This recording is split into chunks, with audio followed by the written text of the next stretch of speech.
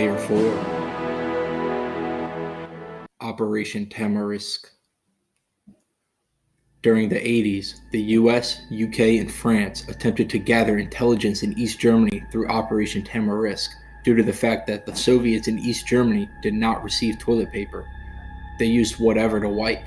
In this operation, infiltrators would analyze the used TP of them to see if any valuable intel could be obtained. In one paper, it was shown to expose the weaknesses of Soviet tanks. Make sure you don't wipe with your search history. The Great Seal. At the end of World War II, the USSR gifted the US Embassy in Moscow a Great Seal, also called The Thing. It was kept in the ambassador's office until it was discovered in 1952 to have a listening device implanted within the seal, where audio recorded would be picked up by nearby listeners. The ambassador during the time of the discovery was George Kennan, who you may know as the containment architect. Venera Program. The Venera Program was the Soviet Union's project to analyze the planet Venus by sending crafts. Venera 3 launched a probe which unintentionally crashed into Venus, being the first human-made contact with another planet. Over 10 probes successfully landed on the planet, including taking this image, the first of Venus from its surface. Moscow Signal. The US government claims that during the Cold War, the US Embassy in Moscow was targeted by a microwave transmission. Even the ambassador had bleeding eyes, and Henry Kissinger even said, "We are trying to keep the thing quiet." The ambassador died at age 66 from leukemia, and many would die of cancer. The relation to the microwaves has been debated. A similar story would happen in 2016 at the US Embassy in Cuba, famously known as Havana Syndrome. The Mystery of the Yellow Rain. Many in Southeast Asia, especially the Hmong people, complained that yellow sticky rain would come on them, even during clear skies, which sickened and killed many, forcing them to leave their homelands. The Hmong had fought with the France government and the US, making them enemies to the North Vietnamese army. In 1981, a US investigation had concluded that a possible Soviet-created biological weapon of fungus toxins given to Hanoi used it on them, though others believe it was bee feces. Reagan jokes about bombing Russia. My fellow Americans, I'm pleased to tell you today that I've signed legislation that will outlaw Russia forever. We begin bombing in 5 minutes. President Reagan was getting ready for his weekly broadcast when they decided to do a mic check. George Orwell first used the term Cold War. The term Cold War between the USSR and the US is typically credited to Bernard Baruch, who used it in a congressional testimony just weeks after the signing of the Truman Doctrine, which is usually considered the start of the Cold War, as the media started using the term. Though the term Cold War has always been around, the earliest use of the term Cold War in the post-1945 era was in George Orwell's You and the Atom Bomb essay, where he described the world under the atomic age.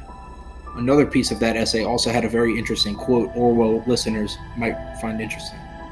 Quote, "So we have before us the prospect of 2 or 3 monstrous superstates, but suppose, and really this the likeliest development, that the surviving great nations make a tacit agreement never to use the atomic bomb against one another. Suppose they only use it, or the threat to use it, against people who are unable to retaliate." End quote. Korean UFO. In the Korean War, Americans were stationed near the village of Chorwon until they saw something like a jack-o'-lantern coming down the mountain. They said it was unharmed by artillery and that bullets bounced off of it. The craft then emitted pulses at the soldiers until it darted away at a 45-degree angle. Many soldiers were taken away, weak and having illness associated with high radiation contact. Some believe it was a flying Soviet saucer that they made with technology received from Germans after the war. Operation Plum Bob. Operation Plum Bob was a series of nuclear tests that the US military wished to perform as a possible defense against a potential Soviet nuclear attack. Many drafted a report that the best defense against a Soviet bombing run armed with nukes was by detonating an American nuke in the air that would destroy the Soviet air attack, but also not damaging the city's target below.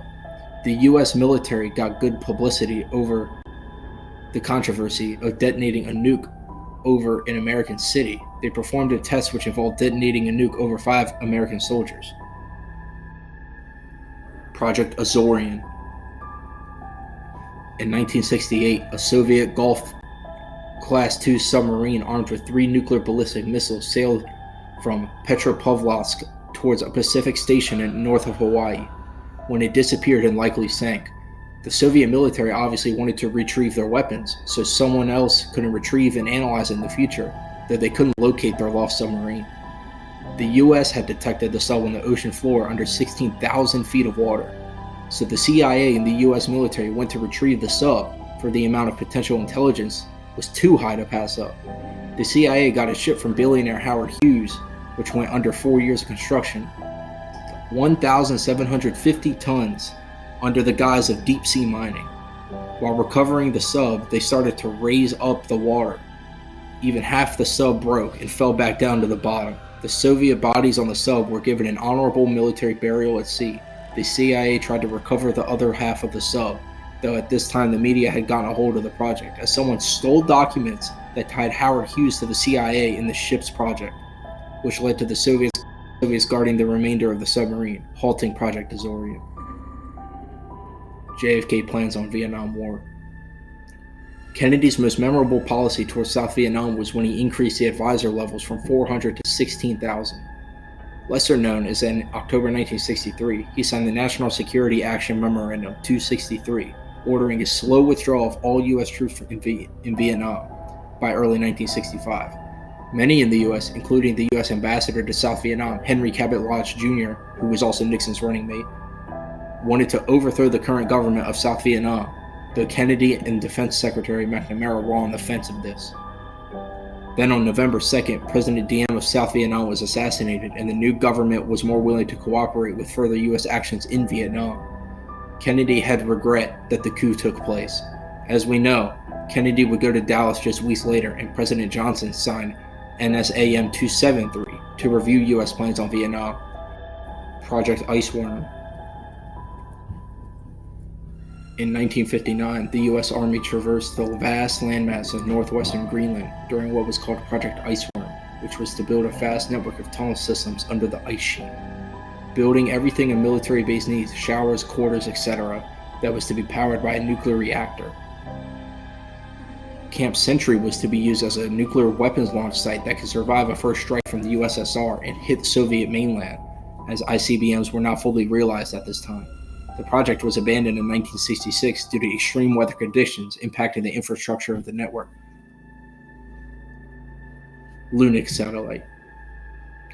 Lunik 2, or Luna 2, was a Soviet satellite launched from Baikonur Station, which was the first man-made object in space to come in contact with the moon. Though declassified in 2019, the CIA revealed that while the satellite was being transported through multiple transportation stations, they had hijacked and stolen Luna 2, analyzed it within an 8-hour window before returning it to its place to be shipped out the next day. The intel found included where each piece of that craft were manufactured from, as well as general Soviet technological capabilities. Vela Incident.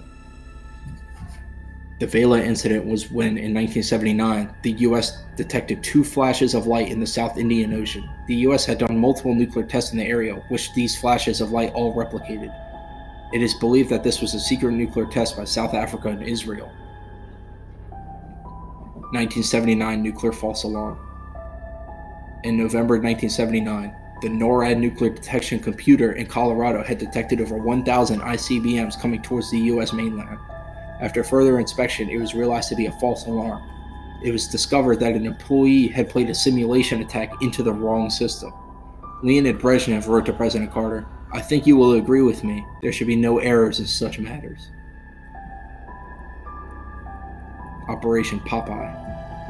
Operation Popeye was a weather modification U.S. military operation during the Vietnam War, whose goal was to increase the problems caused by the monsoon season by flooding rivers, dams, supply lines, with cloud seeding and artificial rain.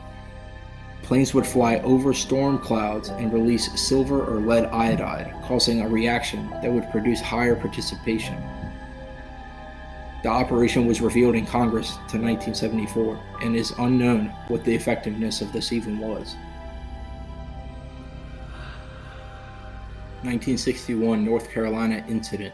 A Boeing B-52 Stratofortress aircraft took off from Seymour Johnson Air Force Base in North Carolina, carrying two 3.8 megaton nuclear bombs, heading towards the Canadian Arctic Circle.